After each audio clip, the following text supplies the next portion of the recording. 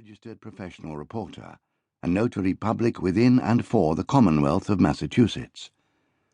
Caroline Grace, attorney, is acting on behalf of her client, Dr. Jane V. Anderson, who is present in the room. Anderson is plaintiff in civil action number 820752K versus Avco Embassy Pictures Corporation and others, defendants. Edward James Hughes, writer, is one of the others. He was a man who took astrology seriously. He believed in signs, auguries, meaningful coincidences.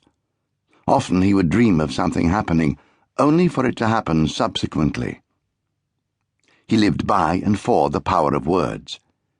His vocation was poetry, language wrought to its uttermost, words honed to their essence.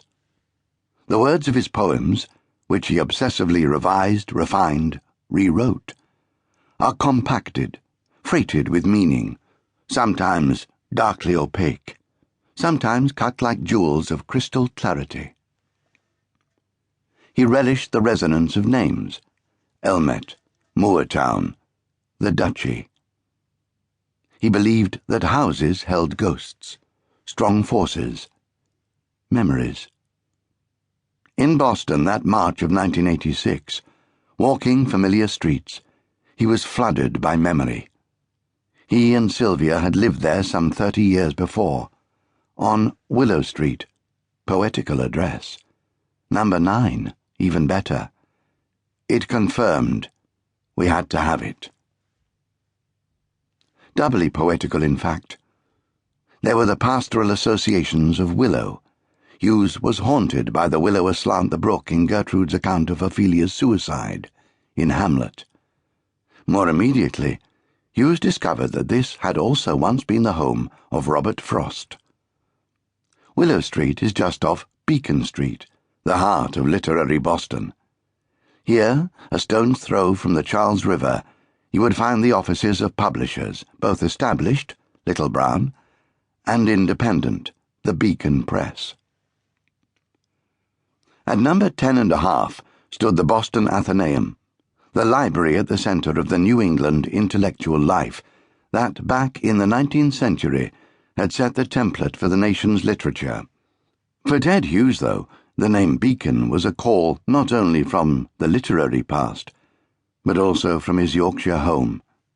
His reading and his life came into conjunction, which was something that seemed to happen to him again and again throughout his life. The Yorkshire house, up on the hill, is called the Beacon, square, rather squat, of dark red brick, not the local gritstone that grounds those dwellings that seem truly to belong to the place. It stands a little apart from its neighbours on a long straight road at Heptonstall Slack, high above Hebden Bridge.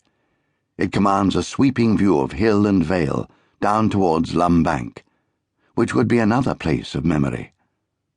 This was the home of Ted Hughes's parents when they returned to the Yorkshire moors and the Calder Valley while he was at Cambridge University. A return to their roots, away from the unlovely town of Mexborough, further south, though still in Yorkshire, in the industrial area between Rotherham and Sheffield.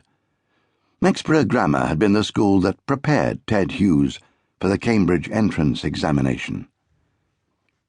The move to the Beacon was a sign of upward mobility.